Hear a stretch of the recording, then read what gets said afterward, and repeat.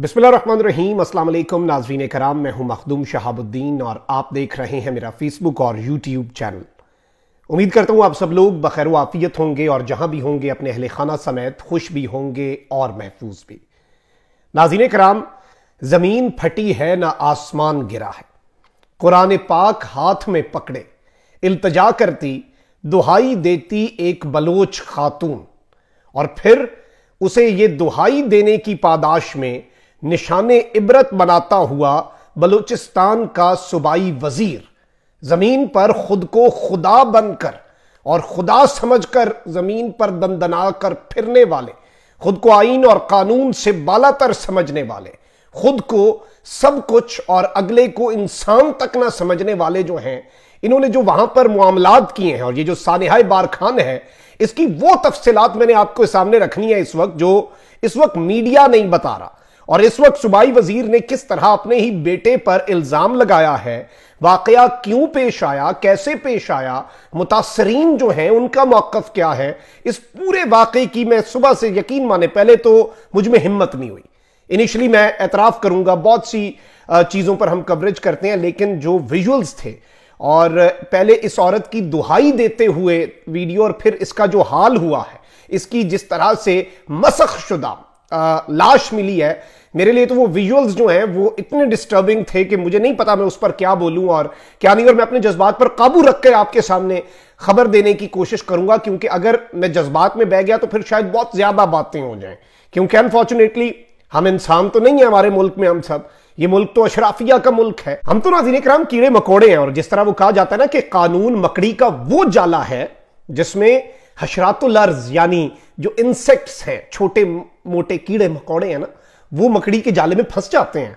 हमारे मुल्क में कानून भी मकड़ी का वही जाला है, और जो बड़े हैवान होते हैं ना, वो उस मकड़ी के जाले को फाड़ के निकल जाते हैं। पिछले 75 साल से हमारे मुल्क का जो ये कानून का मकड़ी का जाला है, इसे हशरातुल अर्ज फाड़ के निकल जाते हैं। इससे पहले क्या कुछ नहीं देखा, वाज़े वीडियोस के अंदर आपने देखा वो एक कांस्टेबल मार दिया एक ताकतवर शख्स ने, और क्या कुछ नहीं हुआ। अब जरा मैं आपके सामने एग्जैक्ट तफसीलात रखता हूं।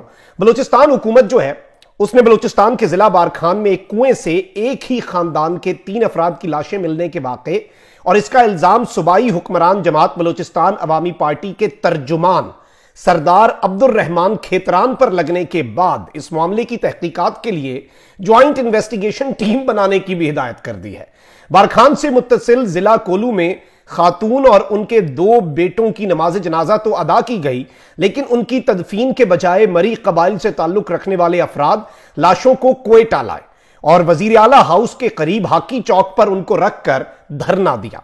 बलूचिस्तान के जिला बारखान में हलाक होने वाली खातून और 2 बच्चों के शौहर खान मोहम्मद मरी ने इस वक्त बहुत सी बातें बताई हैं और उन्होंने इल्जाम आयद किया है कि उनकी बीवी और 7 बच्चे, कितने, 7 बच्चे और बीवी, टोटल 8 लोग 2019 से सरदार अब्दुल रहमान खेतरान की निजी जेल में थे, निजी जेल में थे, जहां उन्हें तशद्दुद का निशाना बनाया जाता रहा। उनका इल्जाम है कि उनके 5 बच्चे अब भी उसी निजी जेल में कैद हैं। खान मोहम्मद मरी ने कहा कि उनके कबीले के अफराद ने फैसला किया है कि मुतालबात तस्लीम होने तक क्वेटा में लाशों को वजीर आला हाउस के सामने रखकर एहतजाज किया जाएगा। अच्छा, अब यहां पर बहुत सी चीजें हो रही हैं और जो बलूचिस्तान के वजीर बराए मवासलात और तामीरात हैं और हुक्मरान जमात के बाप पार्टी जो है ना, जो माई बाप है सब कुछ, उसके जो तर्जुमान है खेतरान साहब, इन्हें साहब कहते हुए तो वैसे शर्मिंदगी हो रही है, इसे कहना भी नहीं चाहिए। इसने अपने खिलाफ लगाए जाने वाले इल्जामात को मुस्तरद करते हुए कहा है कि खातून समेत 3 अफराद का कत्ल इसने नहीं किया, बल्कि यह इसकी साख को मजरू करने के लिए एक साजिश है। इसने इस बात की भी तरदीद कर दी है कि इसकी कोई निजी जेल है, अलबत्ता बलूचिस्तान के जरा इनके इलाके के किसी भी शख्स से पूछ लें कि निजी जेल है या नहीं। बारखान पुलिस के सरबराह नूर मोहम्मद जो है, उन्होंने कहा है कि वाकये के बारे में तहकीकात का आगाज कर दिया गया है और इस सिलसिले में इंसाफ और कानून के तकाजे पूरे किए जाएंगे।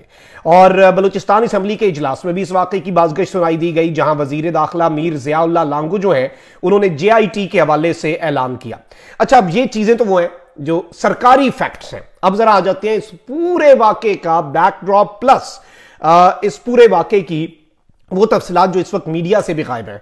हलाक होने वाली खातून की शनाख्त ग्रानाज, जबकि उनके बेटों की शनाख्त 22 साला मोहम्मद नवाज और 15 साला अब्दुल कादिर के नामों से हुई है। बारखान पुलिस के सरबराह ने बताया कि उनकी लाशें हाजीकोट के इलाके में एक कुएं से बरामद की गईं। तीनों अफराद को गोलियां मारी गई थीं, लेकिन जाए वकुआ से किसी गोली का खौल नहीं मिला, यानी कहीं और गोलियां मारी गईं।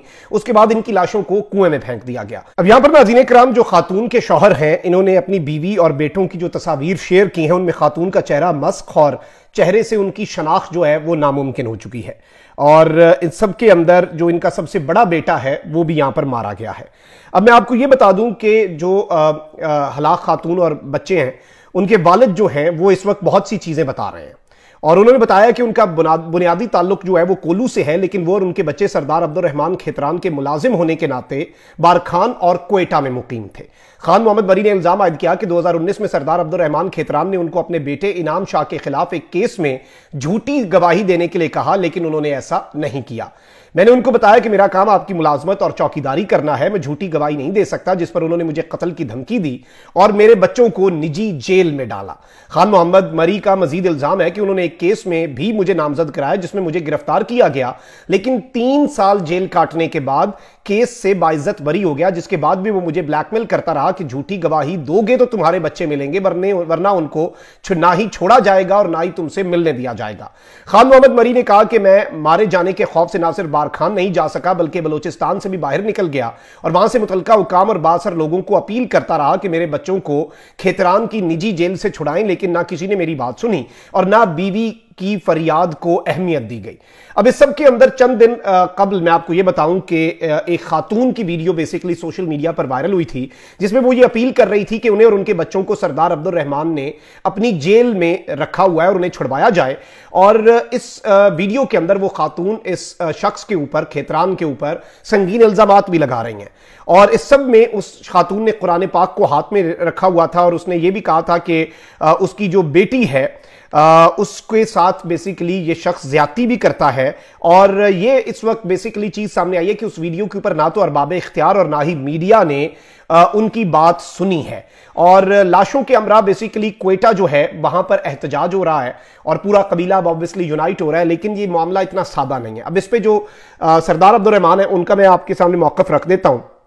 इन्होंने मोहम्मद मरी और मरी इत्तेहाद की जानिब से लगाए गए इल्जामात को सख्ती से मुस्तरद करते हुए कहा कि उनकी साख को मजरू करने के लिए उन पर अफराद के कत्ल का बेबुनियाद इल्जाम आयद किया गया। यानी मरने वाली खातून कुरान पाक पे हाथ रख के झूठ बोल रही थी और फिर वो इनकी साख को मजरू करने के लिए खुद ही मर गई और खुद ही वो कुएं में चली गई। ये वही बात है कि कल को होना है। ये मैं आपको बता दूं इस पूरे मुकदमे का नतीजा, इसका नतीजा वो एक शेर वाला है कि कातिल की ये दलील भी मुंसिफ ने मान ली, मकतूल खुद गिरा था खंजर की नोक पर। कम से कम यही है। फिर वो अपने आप को मारने के बाद ना, गोलियां मारने के बाद वो खातून खुद ही कुएं में चली गई और फिर खुद ही उस कुएं से निकल आई मस्कशुदा हालत में, ताकि खेतरान जो है इसकी जो इमेज है उसे नुकसान पहुंच जाए। अच्छा, इस सब के अंदर मैं आपको यह बता दूं कि ये कह रहे हैं कि जी मारे जाने वाले अफराद ना तो मेरी तहवील में थे, ना ही उनकी कोई निजी जेल है। जिस कुएं से इन अफराद की लाशें बरामद की गई वो उनके घर से 1.5 से 2 किलोमीटर के फासले पर है। अगर मैं उनको मारता तो क्या मैं उनकी लाशों को अपने घर के करीबी कुएं में फेंकता? ये पॉसिबिलिटी वैसे हो सकती है, क्योंकि घर के करीब तो अपना होल्ड है वहां पर एरिया में, किसी और कुएं में क्यों फेंकेंगे? और जाहिर बात है ये चाह रहे होंगे कि अपेरेंटली कि वहीं पे बस वो गल सड़ जाएं लाशें। और कह रहे हैं कि जी मेरे खिलाफ बेसिकली अच्छा मौकफ क्या है? कहते हैं कि हमारे जिले के एक तरफ मरी कबाइल का इलाका कोलू और दूसरी तरफ बुगटी कबाइल का इलाका डेरा बुगटी है। कोलू और डेरा बुगटी में बदमनी है, जबकि उनके मुकाबले में हमारा इलाका पुरअमन है। चूंकि कोलू और डेरा बुगटी में बदमनी की वजह से कुछ नहीं हो रहा, जबकि बारखान में तरक्याती काम हो रहे हैं, इसलिए एक साजिश की गई है ताकि बारखान को भी बदमनी से दो चार किया जा सके। और निजी जेल का प्रोपेगेंडा उनके खिलाफ आज से नहीं बल्कि 2014 से है। जब डॉक्टर मालिक की हुकूमत थी तो मुझे इस इल्जाम के तहत गिरफ्तार किया गया और 2018 में मैं निजी जेल के जो मामलात हैं उनसे बरी हो गया। और इस सब के अंदर मेरे खिलाफ इस तरह का प्रोपेगेंडा किया जाता है और एक मरतबा फिर इलेक्शन होने वाले हैं तो मेरे खिलाफ साजिश हो रही है। अच्छा, अब जो बारखान पुलिस है उसने अभी तक क्या कार्रवाई की है? ये कह रहे हैं कि जी हमने तहकीकात का आगाज कर दिया है, हमने SHO को कोलू भेज दिया ताकि वो खान मोहम्मद मरी से मिले और उनकी मुद्दत में मुकदमा दर्ज कराए। लेकिन खान मोहम्मद मरी अभी तक सामने नहीं आए, जिसकी वजह से ताहाल मुकदमा दर्ज नहीं हो सका। आप गारंटी दें पहले खान मोहम्मद मरी की, आप सिक्योरिटी करेंगे तो फिर वो आ भी जाएगा। हम लवाहिकीन को यकीन दिलाते हैं, ये इनका कहना है कि इंसाफ के तमाम तर मामलात जो हैं वो पूरे किए जाएंगे। अच्छा, अब ये भी इतलात आ रही हैं कि ये जो वजीर है इसे इसके ओहदे से हटा दिया गया है और ये दुआइयां देने वाली जो खातून है, अब उसकी लाश तो बरामद हो गई, लेकिन अब वाकई का जो पस मंजर है वो मैंने आपके सामने रख दिया है। और जिस तरह से ये विजुअल्स मैं आपके सामने नहीं दिखा सकता, और ये विजुअल्स अगर आपकी नजर से गुजरे तो इंतहाई डिस्टर्बिंग विजुअल्स हैं। नॉर्मल हालात होते तो मैं आपको कहता कि अगर ये विजुअल्स आए तो ये देखें भी ना, लेकिन देखें और डिस्टर्ब हों, क्योंकि ये हमारे मुल्क की रियलिटी है ना। This is sad reality of our country.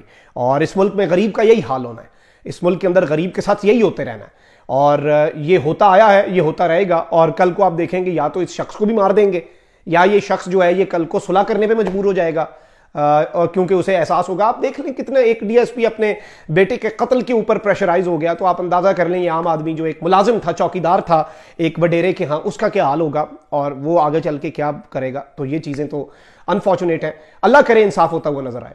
कम से कम इसी केस में हम क्या कर सकते हैं, हम आवाज उठा सकते हैं, और हम इन्हें निशाने इबरत बनाने के लिए हाथ जोड़ के गुजारिश कर सकते हैं अरबाब इख्तियार से कि खुदारा इस मुल्क के अंदर कानून के ऊपर, अदलिया के ऊपर, निज़ाम इंसाफ के ऊपर 1% ही सही, लेकिन थोड़ा सा एतमाद तो इस कौम का बहाल कर दें, इतना तो कर दें। अगर ये भी नहीं कर सकते, फिर वही बात है कि कुर्सी है तुम्हारा, ये जनाजा तो नहीं है, कुछ कर नहीं सकते तो उतर क्यों नहीं जाते। अपना बहुत ख्याल रखें। अल्लाह निगहबान। पाकिस्तान जिंदाबाद।